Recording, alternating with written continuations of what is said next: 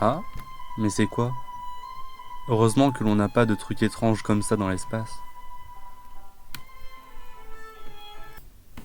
Donc ce sont deux blobs témoins.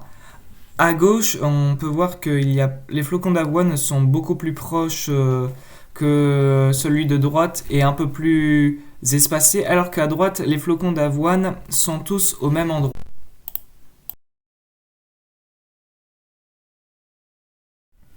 Donc à gauche et à droite, ce sont les mêmes blobs que tout à l'heure.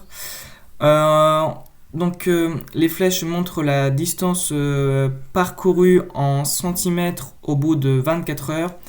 Et en calculant, on trouve 0,09 cm par heure et 0,11 cm par heure, ce qui est plutôt proche.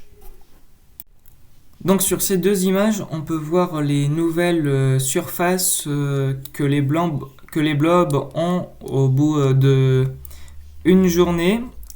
À gauche, on obtient 0,26 cm² par heure de surface parcourue. Et à droite, 0,04 cm² par heure. On constate que comme les flocons d'avoine sont plus dispersés sur la photo à gauche alors qu'à droite ils sont réunis à un seul endroit, ça peut donner au blob une envie d'explorer plus si la nourriture est dispersée que plutôt d'aller chercher ailleurs si elle est au même endroit. Bon, ici la photo n'est pas top, mais on peut bien voir que il n'y a pas d'activité et le blob n'est pas partout. D'ailleurs, sur l'un des coins, il y a une partie gélose et une partie sans gélose.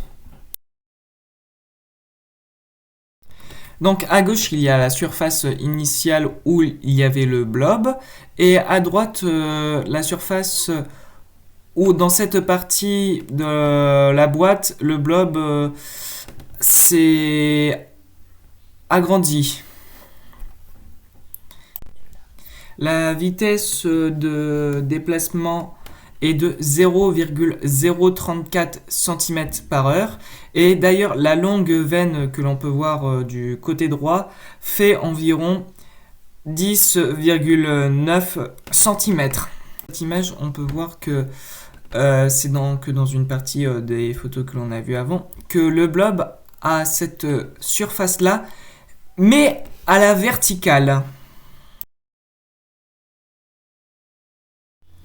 Alors ici, c'est une autre expérience. Donc à l'origine, on voulait que le blob grimpe et on a mis des flocons d'avoine. Et on a remarqué donc entre le premier et le second jour que sa vitesse de surface était de 0,05 cm²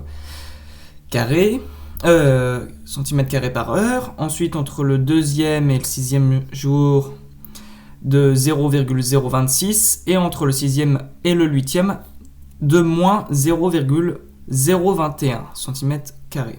Ce qui nous donne une moyenne de 0,018 cm².